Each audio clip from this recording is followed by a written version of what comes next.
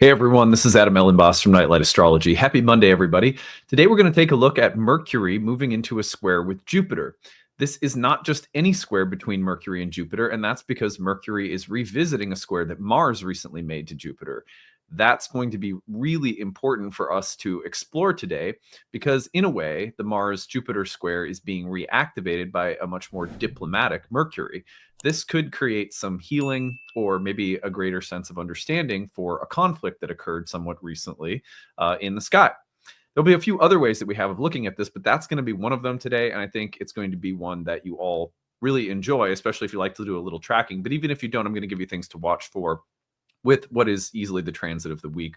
I'll also tell you about what's coming for the week on the channel. I'll tell you what's on my altar today, and I will do some very brief horoscopes for the cardinal signs who will be getting the Mercury-Jupiter square at the end.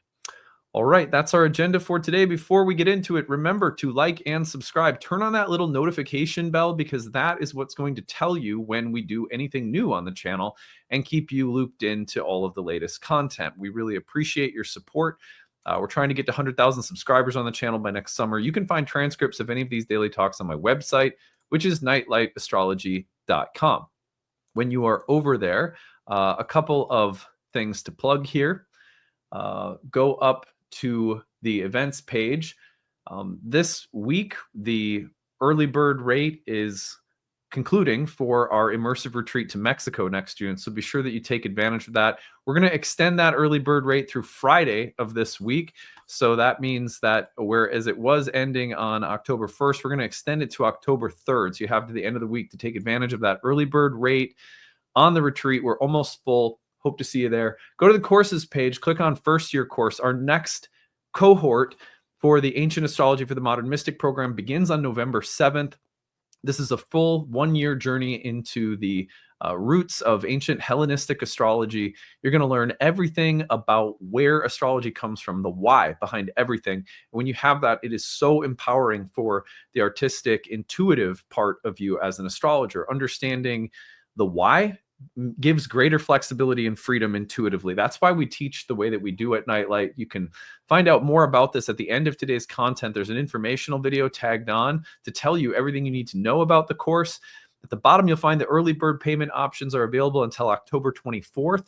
There's also need-based tuition assistance. So if you're someone who needs a little bit of help because you're on a fixed or limited income or the exchange rate in another country is high, please do take advantage of that. Part of our mission at Nightlight is to make sure that really solid, good astrological education is financially accessible for people of all backgrounds. So on that note, let's turn our attention to the real-time clock and take a look at what's happening this week.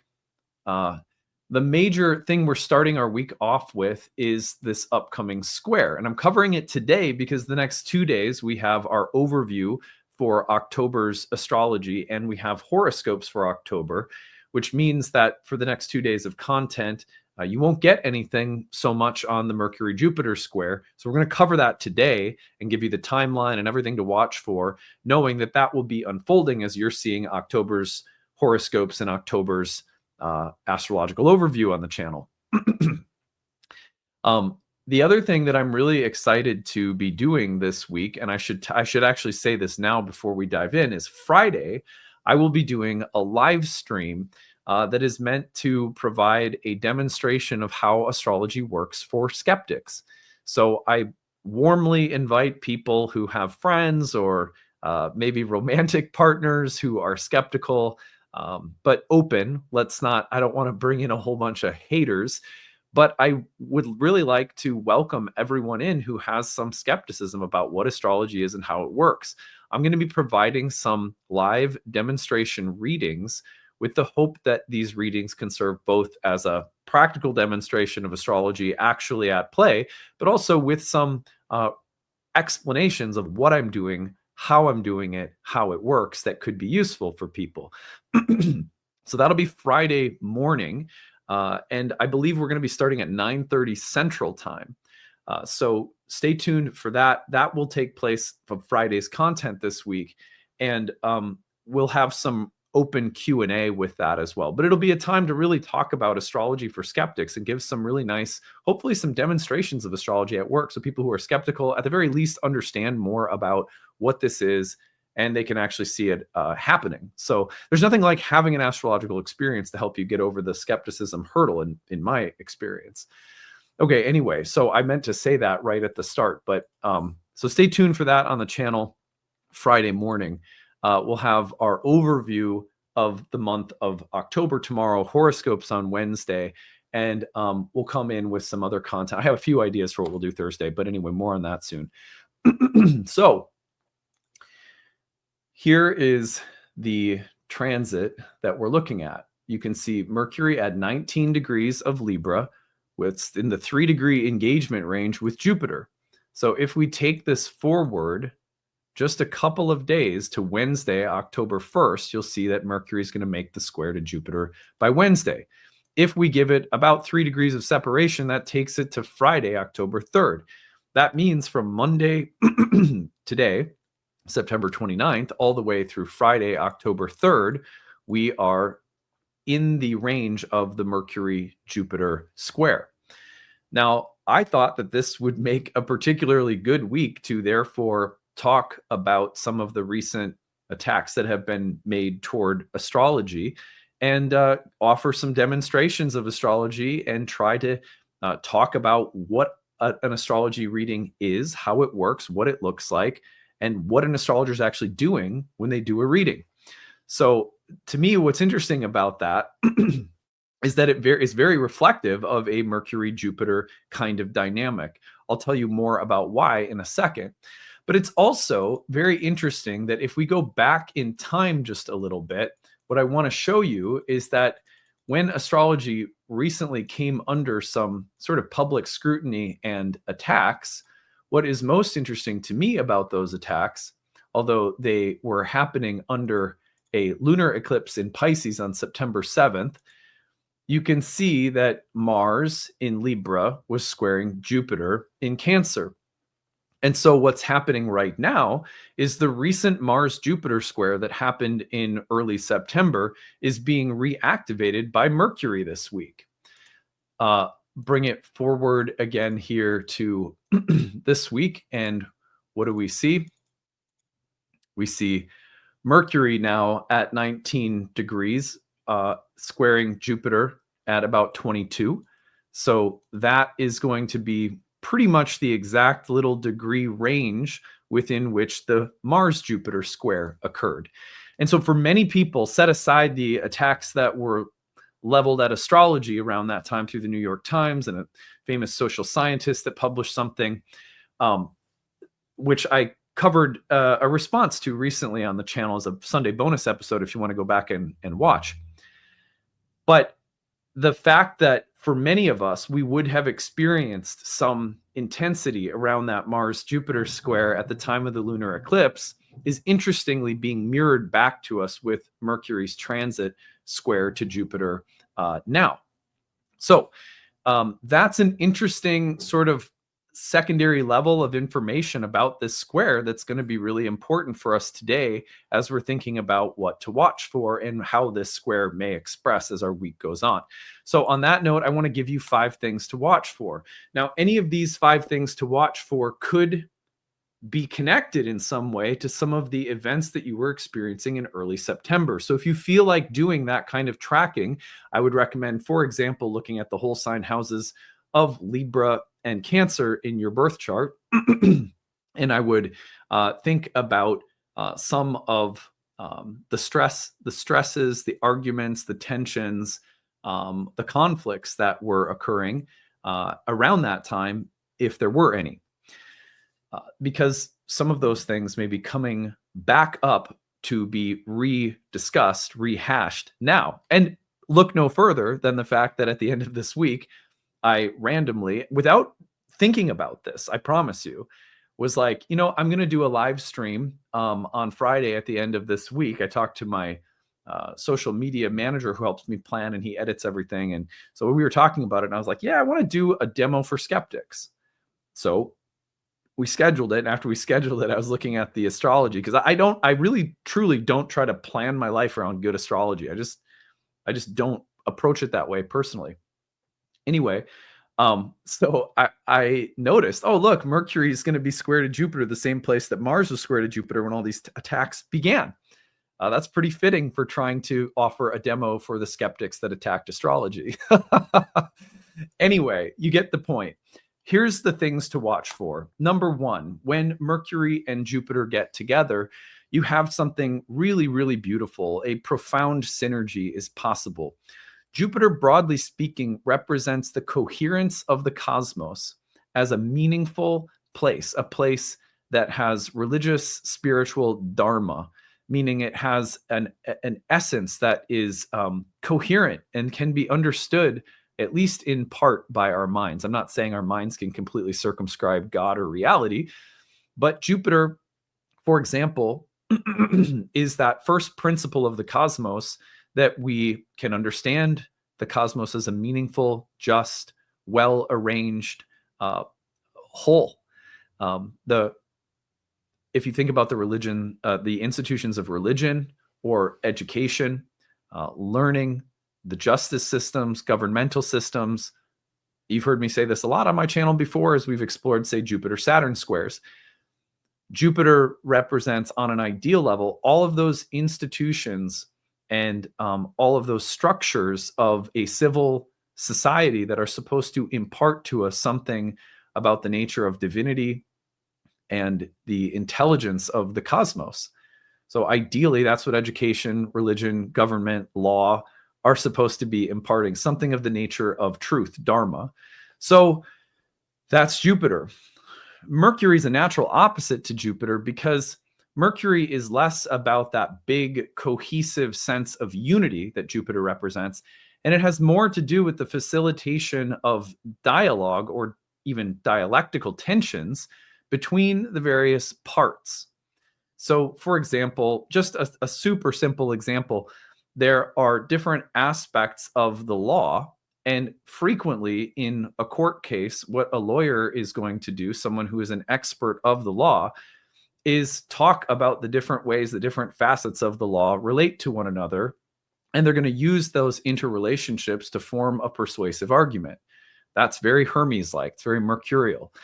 Or if you think of Mercury as a first principle in reality, we've been exploring these through my Pairing of the Planets series and my monthly webinars. Check those out, by the way, if you want to learn more about the philosophical first principles and their pairings with other planets. Mercury represents the idea that like reality itself is both one and many, that there's a oneness that pervades everything and a multiplicity, a diversity of forms at the exact same time. The interplay between light and dark, oneness and manyness, masculine and feminine, yin and yang, the fact that there's two things that exist in dialogue or a dialectical, the fact that two things exist at all means that they should exist in some form of relationship with each other, as opposed to one thing existing. That one thing, that oneness, is what it is because it's not two, it's not many, it's not multiple, and it's not interrelating as much as it is existing as a singular. Jupiter has more to do, for example, with our experience of things being whole and singular, whereas Hermes Mercury has more to do with the interrelationship of parts, otherness, manyness, dualities, dichotomies, relationships, and the exchanges that happen between beings, between self and other, for example. So what's interesting is when you put these two principles together, what you often get is the ability for Hermes to articulate the different facets of something singular or whole. For example, if you go to a class about patent law, it's very Mercury-Jupiter. You're going to start understanding the whole of the law within a certain domain of the law because you understand so many cases and the intricacies of the cases. You're going to start studying the specifics of different situations that have occurred, and gradually you build an understanding of this cohesive thing called patent law, right? And I'm just making an example up. The same thing is true for astrology. The way we shape all curriculum and all of the Nightlight programs is about gradually helping you develop not just an understanding of, the individual parts, but how they relate to each other. One part relates to another part. And the more you understand how these two things relate, the more that it helps you understand a third part over here. The more you understand that, the more it helps you understand something over here. In this way, astrology was called a science of Hermes, because you have to understand, you're constantly moving through this big mandala of interpenetrating, interconnected techniques, theories, philosophical ideas. And the more you move around in it, the more you start developing this cohesive understanding of the language. And all language acquisition really works in that way. So if you notice this week that you're coming to understand or articulate something of a broader idea or belief, that is a common Mercury-Jupiter experience. So watch for that, because it's quite breathtaking when something bigger starts to emerge through the fluid movement within its different systematic parts. Number 2 would be expanded knowledge or wisdom. Look, any time that you have an understanding of something, but suddenly there's a distinct feeling that it's growing, that you're able to articulate more of what something is.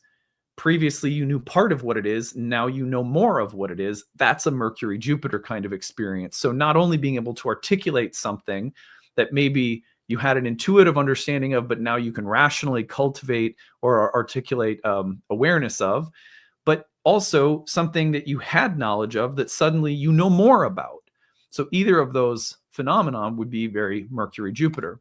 Number 3 would be an expansion of a skill. So knowledge, ideas, beliefs, understanding, articulating things you didn't understand, expanding upon something that you only understood in part. But also any particular skill set that you have. You could grow your skill set. You could grow more, develop more tools in your kit that have specific technical applications. So whereas Hermes can help articulate the greater wisdom of Jupiter, Jupiter can also expand the specific skills and detail orientation of Mercury. So this is like, picking up a new timing technique in astrology, picking up a few more detail-oriented delineation tools in your kit as a practitioner of ancient astrology. This, by the way, is what I really think of as the best component of nightlight. I was born with a Mercury-Jupiter square, by the way, in Cancer and Libra. So I really take a lot of time to make sure that not just that we're giving you technical skills, but that we're weaving one set of technical ideas with others in ways that are holistic and not just linear. Most people who go through the Nightlight programs talk about that as being something that's special. And I'm always happy when they do, because like it was a Mercury-Jupiter person. I love that kind of learning where you're like, why am I over here learning this thing? And then all of a sudden it clicks and you realize 3 other things that you were previously wrestling with now make sense. Anyway, this is the kind of thing, though, that you can see with respect to specific skills that you have, whether you're a musician or it's skills as a parent or skills at your job. The ability to repurpose something that it has new functions or features that you can use is also very Mercury-Jupiter. Number 4, this is Mercury in an air sign with Jupiter exalted in a water sign. When reason and emotion, or let's call it the 2 hemispheres of the brain, can work together fluidly, that's really special. In fact, the retreat that we're leading, the Oracle Within, is a new curriculum that I'm in the process of developing for our retreat next June in Mexico. The whole thing is focused on how do we take the technical and theoretical side of ancient astrology and marry it to the intuitive, oracular, and divinatory side, in which, in a way, we're doing something a little bit more mediumistic. I'm not saying I'm a medium. I'm not claiming any special power, but there is an intuitive component to astrology. We rarely talk about what that is, how important it is, or how one cultivates it alongside of technique. This is very Mercury-Jupiter working together, intuition, as well as rationality. They ideally should go together in the same way that musicians have technical knowledge, and then the improvisation flows right out of the familiarity they have within technical structures. So the other thing that you could see, though, this week, broadly speaking, is just the rational side of things and the emotional side of things having a discussion and being able to come together.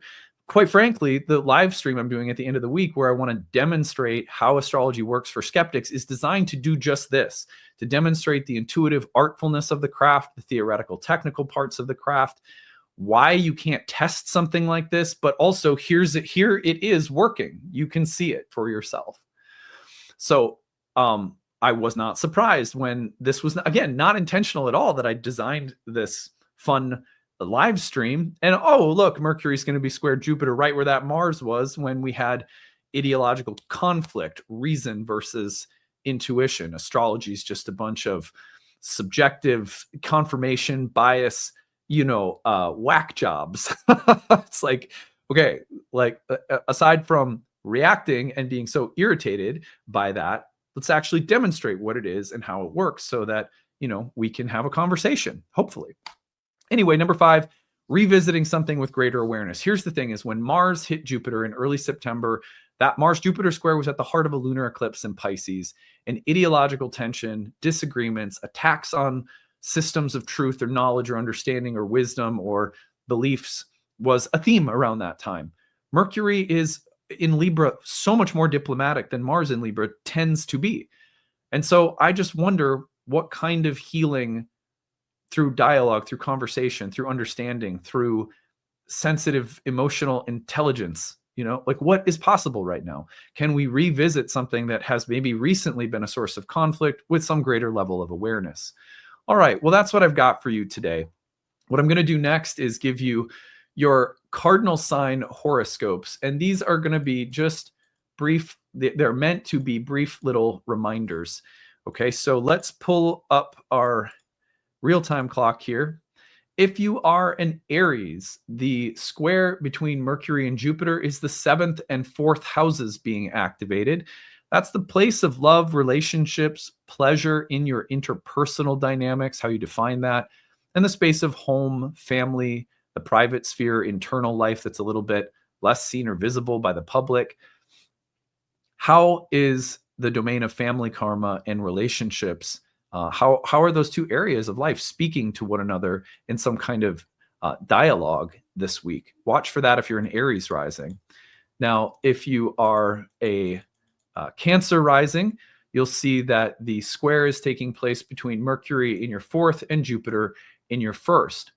What kind of deeper, wiser sense of self is emerging within you right now in relation to clearer understanding of your roots, your family, your background, your origins, and ancestral karma, the inner life and the private side of life in the 4th house, in dialogue with the budding, flourishing, developing of identity in the 1st.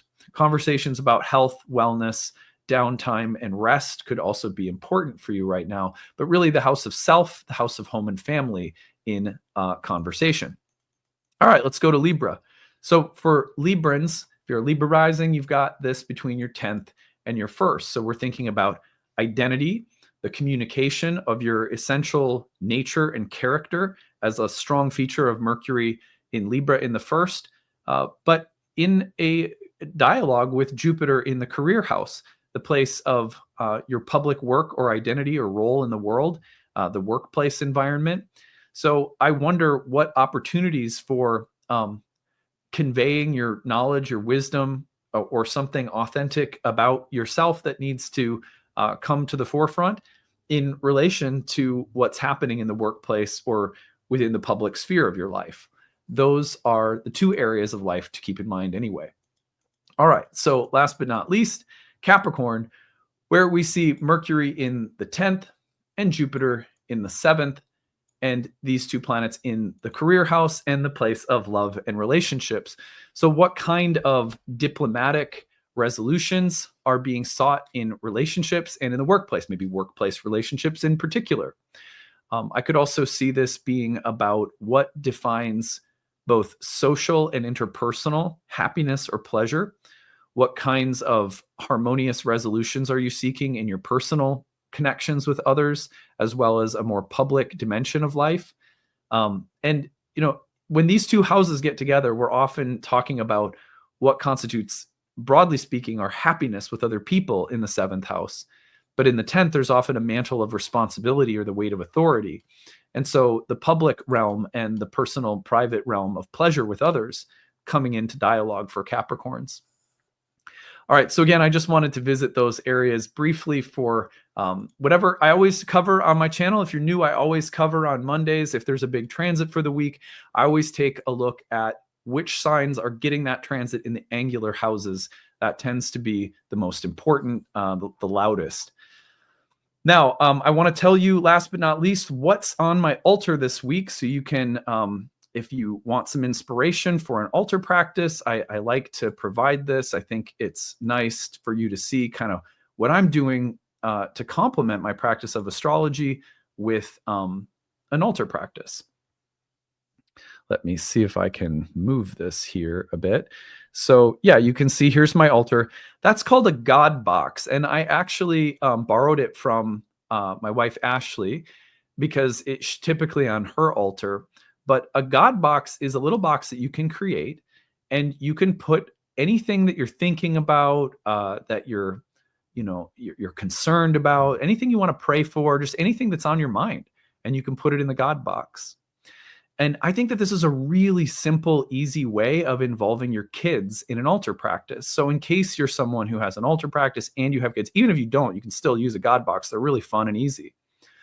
But it's just saying, okay, I give this concern, I give this longing, I give this hope, I give this fear, I give it over to my God box. And for this week alone, I'm going to let God take it. And I'm giving myself the permission to not sweat it for right now. I know that's easier said than done, but even the intention to do so, in my opinion, can really lighten the load. So I hope that, I hope that that's useful. It's just every week, just a little something different to bridge what we're looking at in the sky with sacred living. You know, I don't know that my life is any more sacred than anyone else's, but I know what it feels to be intentional about bringing that sacredness in every day. And for me, looking at the astrology is great. It helps me to have this reflective depth and awareness of these beautiful divine patterns in the midst of the living of a life. But I think when it's paired with other things like quiet time, self-care, for me, obviously my working out every day to take care of my body, boy, that's super, super important for me to get through the physical, mental load of everything else I do, But all of us have something different that we can use alongside of astrology to care for ourselves. And whatever that is, I hope that you'll find some inspiration from the God box this week. After I sign off, there's an informational video about the Year 1 program. Come study with us. I can promise you this.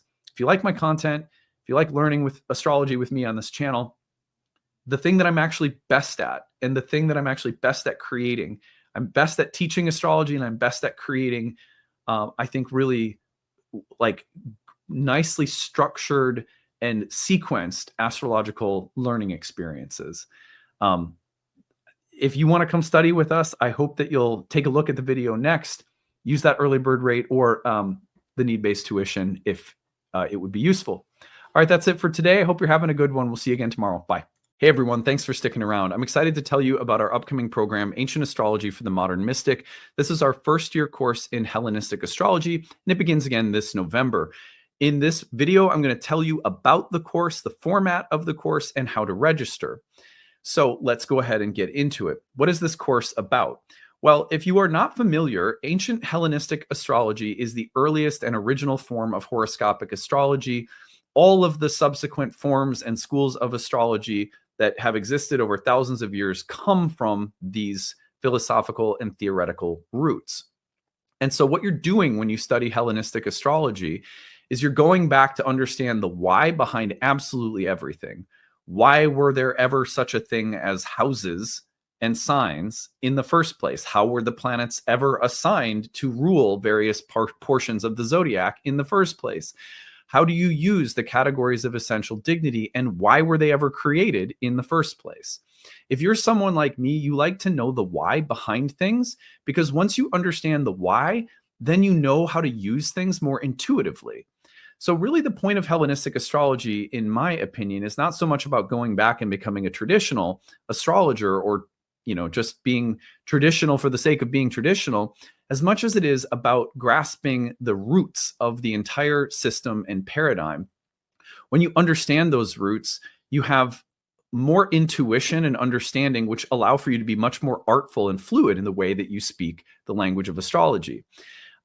We call this class Ancient Astrology for the Modern Mystic because while it is about going back to understand the philosophical, theoretical, technical roots of the tradition, it's also about fluidly bridging those things with modern astrology and all of its most unique contributions. For example, modern astrology has given us so much psychological depth and personal depth. And so in a modern astrological setting, you're going to get the ability to explore your own character, your own psychology, and you're going to be able to utilize astrology for a process of healing and personal transformation. But when you pair that with ancient astrology, and it's almost like predictive karmic analytics, you really have a full toolkit to work with. And so that's also a great mission of ours at Nightlight, is to bridge ancient and modern forms, which is why we call the program Ancient Astrology for the Modern Mystic. So that's just a little kind of overview of the program. If you want to know more about the specifics of the curriculum and of the syllabus, what I encourage you to do is go over to nightlightastrology.com, click on the courses page, go to the first year course, scroll down, and you'll see this over 12 months you'll learn about. And here you're going to see more of a detailed breakdown of the curriculum itself. I can promise you that if you've studied astrology in modern context, but you've never gone back to the ancient roots, while some of these topics may look familiar to you and you go, oh, I've already learned about that, unless you've studied them from the Hellenistic perspective, I guarantee that you are not going to be familiar with this content. Hellenistic astrology is mind-blowingly new and interesting for most people. And if you've never studied it, again, don't assume that anything on this list is something you're going to be familiar with. In that way, the program is really ideal for a variety of different people, and I'll say more about that in a second.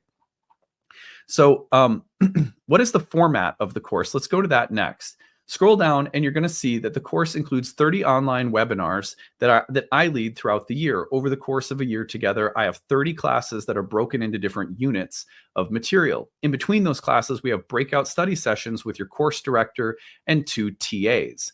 They're going to lead you through Q&A sessions and tutoring sessions to make sure that you have a lot of support in between major units of study. In addition, we also have an interactive group forum discussion where you can ask questions year-round and get an answer within a business day in the student forum, where a lot of people also connect and build community. Lots of people in that forum also develop like little meetup groups outside of class. That's very common in all of our programs. It's a very community-loving, warm space where anyone's also welcome. Throughout the course, you're also going to find that for every lesson, if you're just there as a hobby student, you can just listen to the webinars. They're all recorded for you. So if you can't make the live webinars, everything is housed on the website as recordings. I'd say about 40 or 50% of our students are going to be following along at their own pace, whereas the other half might be attending the live webinars.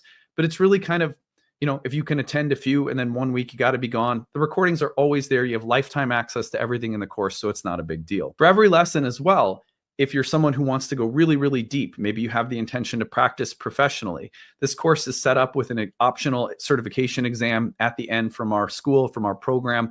So you can, if you want to build that resume and develop the credentials from our programs, you can do that, but it's optional, so you don't have to. And outside of every lesson, we have recommended reading. We have supplemental bonus content, all of which is optional, but it's there for people who might want a lot more, whereas some people will take the webinars themselves, and that'll be plenty. So it's really flexible in that way. Also, this is one program within 4 years of curriculum that are meant to go together. And so most people who come through our first year program will end up taking our second year program, where we develop forecasting and prediction and transit tracking techniques. Our third year program, which is aimed at counseling and psychology. So psychological counseling skills is our third year program. And then the Oracle Within, which is our exploration of the philosophical, spiritual roots of the divinatory oracular tradition of astrology. So there's a lot of material there. We also have another 1-year program in horary astrology for some people who want to add that predictive tool to their toolkit. So there's just a lot of material at Nightlight that this class is actually just one part of, which can be taken standalone, or for some people, they get into it, they're going to love it. You're going to hang out with us for 3 or 4 years worth of content. This program is ideal for a number of different types of students of astrology. I'll say that for starters. So let's see here. I'll stop sharing this. So we have there's a profile of the typical students who come through our courses. One is going to be people who just want a very guided introduction to ancient astrology because you've never had it before. Maybe you're only familiar with modern, and you want that guided, structured approach to learning traditional for the first time. Also, people who are brand new to astrology in general, there's no better place to start than at the roots of the ancient foundations. So whether you're a total beginner or just a beginner to Hellenistic, this is a great place to start. If you are someone who's been around astrology for a long time, but you've never had a guided, structured approach to Hellenistic astrology, again, this is a great place to start. I promise you, Hellenistic is very different than what you're familiar with, and you're going to need a guided and structured approach at some point in time. I also think for people who are looking for a lineage, which means not just a bunch of information, but a practitioner-specific based approach where you get to see a practitioner work with clients. You get to hear how a practitioner has prioritized different techniques and why. You're going to get a structured, spiritually grounded focus at Nightlight as well, where if you're looking for someone who practices astrology but also values grounded everyday spiritual practice, that's Nightlight. If you want a community that's been in the industry for a long time now, this is our 16th year of teaching programs and guiding students through trainings. So all of those things, if they matter to you, this is a great place to study. It's a warm community atmosphere. It's spiritually grounded. It's focused. It's academically rigorous. It's going to provide you the appropriate preparation for practicing professionally, especially if you go through all of our programs. But also for those who are just curious and love astrology for your own personal interests, this is going to be a great place for you to learn and grow and thrive and feel like you have a lot of support around you in the curriculum, the teachers, the community, as you're developing, what might just be a personal interest or spiritual hobby. So that is who it's ideal for. Finally, how you register. You go over to the website. I'm going to take you back there. And it's at the bottom of the first year page. You're going to find that the early bird rate is in effect until October 24th. You can save significantly off the cost of the course when you use the early bird rate, where you can pay in full, or use an early bird installment rate plan. Both are going to save you off significantly off the cost of the course. But also at Nightlight, it has always been our mission to make sure that astrological education is accessible for everyone. So please, if you are someone who would love to take this course, but maybe you can only afford a small amount of tuition per month, use the tuition assistance. It is there. All you got to do is plot, you fill out the little form, you tell us your situation. If you're on a fixed income, if you're on a limited income, if you're part-time, if you're in between jobs, if you don't make a lot and you're on that fixed budget, we understand. We don't want people to hurt themselves trying to study something that is spiritual that we feel should be very accessible for everybody. So if you're someone who could use a little help to make this program happen, for whatever reason, maybe you're a single parent or you're on disability or you're retired or you're on a fixed income, whatever the case is, use that tuition assistance. Also, people in other countries who have extreme, exchange rates. We get it. So just use the tuition assistance and we'll be glad to make sure that the price point is accessible. For us, as a spiritual topic, we're a business at the end of the day, but we believe that this is a spiritual topic. And so accessibility has been a part of our model for 16 years now. We've never not had one of our training programs with affordable sliding scale-based prices for people who need it. So please take advantage of that. It's all there for you. I hope to see you in classes soon. And if you have any questions about the program whatsoever, direct them to us at info@nightlightastrology.com. And I hope to see you all coming up here in November. Take it easy, everyone. Bye.